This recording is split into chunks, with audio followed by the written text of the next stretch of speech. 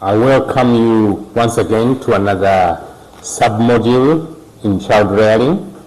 And here we are looking at the levels of child growth and development and the corresponding child rearing practices. So we're going to see the different levels of child growth right from the time of conception, birth, through to the time this little one is home. Now, eventually, the woman gets pregnant. There are child rearing practices that start even before birth of a young one. In some cultures, rituals are carried out to ensure the safety of the baby and the mother. There is I'll call it a misconception. In some cultures, they believe that the mother and the child will be attacked by evil spirits, and therefore they carry out rituals in the name of protecting them. Another child rearing practice that is in some cultures, the mother are prevented from eating some foods. Those foods are regarded as taboo, so the mother cannot eat them, while some foods are encouraged to be eaten by the mother. To ensure proper growth and development of the child within the womb, certain medicinal herbs are provided to this expectant mother. Here in Buganda, the common one that mothers used to take was mumbwa. It was a mixture of clay and some herbs. Fine, there was that belief that pregnant women always had a desire to eat soil. And but why did they have a desire to eat soil?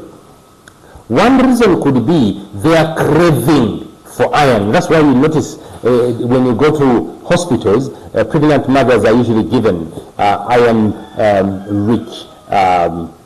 tablets to take.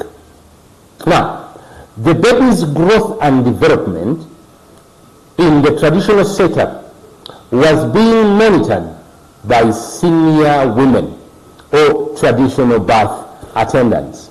So they would monitor the positioning and the growth of the mother. And they had this well-experienced ability to give feedback. The baby is in this position, it's a good position. They're in this position, it's not a good position. Now, the pregnant mother was discouraged from some practices. For example, climbing trees, was discouraged to say negative remarks. For example, on others who had impairments, whether hearing impairment, visual impairments, or had disabilities. There was that belief, if you say bad things to them, it will happen to your child. Now, come delivery time. Prior to delivery, the mother would prepare clothes. In some African setups, they were refused to prepare new clothes for themselves and the baby. It was a taboo. Instead, they would get old, used clothes, and these are the ones they would prepare to use. As D-Day was approaching, a mat was secured or a sack, and delivery was usually preferred at home within the house. However, during daytime, outside was another area. However, the young ones and the men were deterred from being around. Now, to fasten the delivery process, some herbs were used to fasten the process. Now, eventually the baby was out and the placenta eventually came out. Now, this placenta would be wrapped up in grass and buried behind the house or near roots of a banana plant. One bit why the burying was done was to avoid, for example, dogs coming and digging it up and eating it up. There was a belief if that happened, things would become quite bad to the newly born baby. Now, how was the baby received? Reception of the baby. The mothers would not sleep on the same bed with the husband, but rather A mat was laid up, banana fibers put on, and that is where they would sleep. Now, the mother was kept indoors for 3 to 4 days, notably to avoid exposure to diseases and all those things. Now, the senior woman or the birth attendant would ensure the mother sleeps well and does not sleep over the baby and suffocate it down.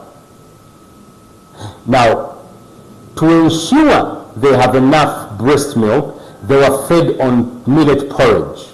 And thereafter, after a couple of days, there was a ceremony to welcome the baby in the community. This was open to all the neighbors. In fact, if you would not attend, there would be a belief you did not have the interests of that family. After 3 to 4 days, now this child needed to be named. Traditional names were used, and these traditional names were based on the clan ancestors. At times, young ones were named based on the circumstance when they were born. If it was a dry season, there was something to explain that. If they were named, if they were twins, again they were named in order of who came out first and things like that. Now, within the traditional setup, the naming of twins involved rituals. This is no longer big practice because of those associated rituals versus the aspect of Christianity. Now, the next aspect we want to look at is weaning, sitting, crawling, and standing of the child. Around 3 months, progressively, now soft food was introduced to this little one. So the mother at times would soften up this food and give it to this baby. Now, to enable the child and introduce the child to sitting, a mat would be placed up, the legs are stretched out, and then the baby is placed between the legs of the caregiver, or the little one would be put into a container to give support so that the little one can progressively sit. Now, as the little one was learning to crawl and eventually stand, some words of encouragement were being said.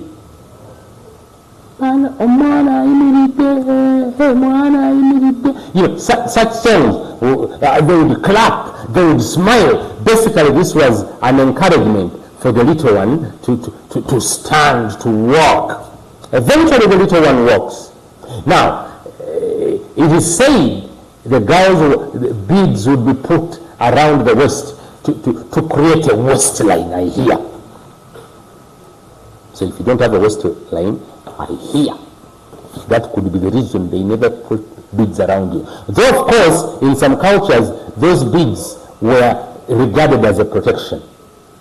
Now, the babies, at times, some of them, they would tie small bells on the ankles to motivate them to walk, but also this could help the parents to locate where the little one is going.